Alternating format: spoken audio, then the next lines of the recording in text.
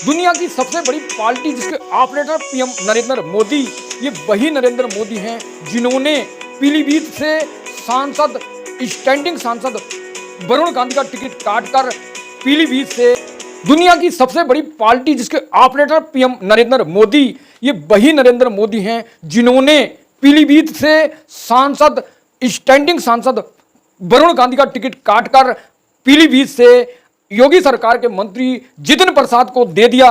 और अब जो मतदान होने जा रहा है अमेठी और रायबरेली पर, वहां पर भारतीय जनता पार्टी को जब कोई प्रत्याशी नहीं मिला तो उनको वरुण गांधी की याद आई, ऐसा मीडिया सूत्रों का दावा है कि वरुण गांधी से कहा गया, पीएम नरेंद्र मोदी ने फोन पे बात की कि आप यहां से चुनाव लड़ने, तो उन्होंने 2 दिन का समय मांगा। मीडिया को उनके समर्थकों ने बताया और कि वह किसी कीमत पर रायबरेली से चुनाव नहीं लड़ेंगे। वहां से रायबरेली से कांग्रेस पार्टी प्रियंका गांधी वाड्रा को मैदान में उतार सकती है, तो वहीं अमेठी से राहुल गांधी को, इसके अलावा राहुल गांधी वायनाड से चुनाव लड़ रहे हैं। उनकी टक्कर पर भारतीय जनता पार्टी ने प्रत्याशी उतार दिया है, तो राहुल गांधी को डर है कहीं वो वहां से नहीं हार जाए, तो यहां पर उनके टक्कर पर स्मृति ईरानी है भारतीय जनता पार्टी से। तो दोनों तरफ मोदी ने मोर्चा बनाया है कि राहुल को हराया जाए, राहुल हार जाएंगे तो जो प्रधानमंत्री बनने का सपना है वो चकनाचूर हो जाएगा। तो वरुण गांधी को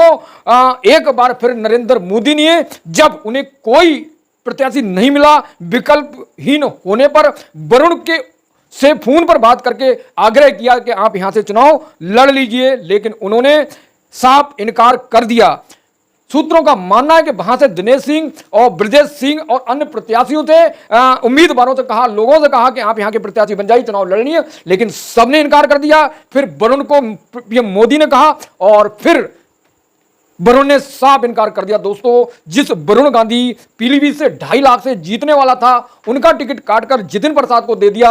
वहां पर इंडिया गठबंधन समाजवादी ने भगवत सरन गंगवार को मैदान में उतारा और भगवत सरन गंगवार इस बार जितिन प्रसाद को कड़ी चुनौती, कड़ी लीड दे रहे हैं, तो दोनों के बीच में घमासान है। वरुण को साइडलाइन कर दिया गया। दोस्तों, वरुण गांधी को एक बार फिर प्रियंका गांधी वाड्रा, उनकी सगी बहन, तहेरी बहन के टक्कर पर चुनाव लड़ाया जा रहा था, लड़ा जाने की भाजपा की तैयारी थी। वरुण गांधी ने पद ठुकराकर, चुनाव लड़ने का ठुकराकर भाजपा के सपनों पर पानी फेर दिया। भाजपा को अब रायबरेली से चुनाव लड़ने की प्रत्याशी की तलाश है कि कहीं रायबरेली से कोई उन्हें प्रत्याशी मिल जाए, जो मेन वरुण गांधी की जगह कोई ऐसा प्रत्याशी मिल जाए जो प्रियंका गांधी को हरा सके। तो उन्हें अभी ढूंढे से प्रत्याशी नहीं मिल रहा है। तो लोकसभा चुनाव से पहले अखिलेश यादव ने कहा था कि भारतीय जनता पार्टी के पास प्रत्याशियों को टोटा है, प्रत्याशियों की कमी है, उन्हें प्रत्याशी नहीं मिल रहे हैं, इसलिए वह पुराने लोगों को उतारेंगे। और वही बात हुआ, 90% प्रत्याशी को भारतीय जनता पार्टी ने उतार कर जो दाव चला है वो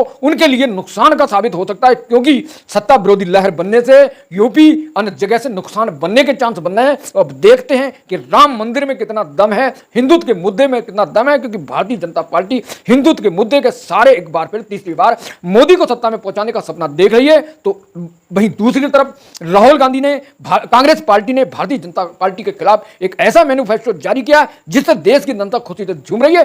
लोन माफ, कर्ज माफ जैसे, और 30 लाख नौकरियां और महिलाओं को नौकरी में 50% आरक्षण, 1 लाख रुपए हर गृहिणी के लिए और 1 लाख रुपए युवाओं के लिए, SC ST युवाओं के लिए फ्री ग्रेजुएट की पढ़ाई। तो इस मामले पर भारतीय जनता पार्टी आर पार के मूड में, उन्हें उस घोषणा पत्र में, न्याय पत्र में जो 5 गारंटी, 25 जो न्याय गारंटी दी थी राहुल गांधी ने, कांग्रेस पार्टी ने, उसमें मुस्लिम लीग दिखता है, लेकिन कहीं भी ऐसा नहीं लिखा है। तो अब जिन घोषणा पत्र को कांग्रेस पार्टी ने, राहुल गांधी ने लॉन्च किया, उन घोषणा पत्र से क्या जनता का भला होगा? क्या जनता उनके घोषणा पत्र के नाम पर इमोशन में आकर वोट करेगी या फिर राम मंदिर हिंदुत्व के नाम पर वोट करेगी? तो कांटे की टक्कर है भाजपा को।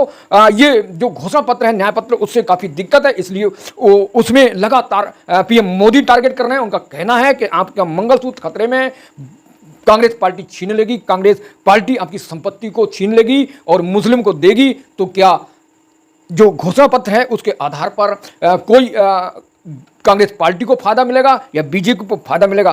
तो वरुण गांधी ने जिस तरह मना किया, उसके बाद भारतीय जनता पार्टी के पास टोटा और संकट पैदा हो गया कि वह रायबरेली पे सीट पर और प्रियंका गांधी वाड्रा या कांग्रेस के प्रत्याशी की टक्कर पर किस व्यक्ति को उतारें, तो अभी किसी की घोषणा नहीं हुई है, लेकिन इसके जो घोषणा होगी कांग्रेस पार्टी की, उधर भारतीय जनता पार्टी तैयारी में है कि किसको लड़ाएं, तो अभी बताना मुश्किल है। मेरे साथ जुड़े रहिए। तो वरुण के ठुकराने के बाद अब भारतीय जनता पार्टी का क्या रास्ता होगा, तो इंतजार करिए, मेरे साथ जुड़े। Thank you so much watching this video.